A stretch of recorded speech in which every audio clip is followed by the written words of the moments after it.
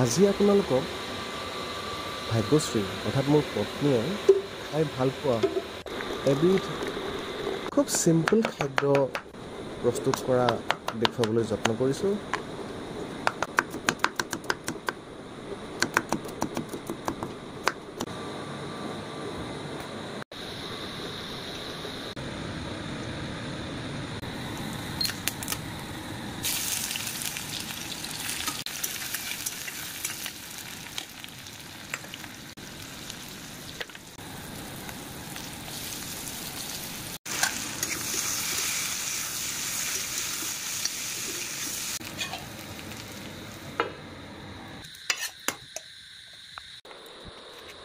যদি আপোনালোকে এই ভিডিঅ'টো চাই ভাল পালে ভাগ্যশ্ৰীক উৎসাহ জনাবলৈ এই চেনেলটো ছাবস্ক্ৰাইব কৰিবলৈ নাপাহৰিব।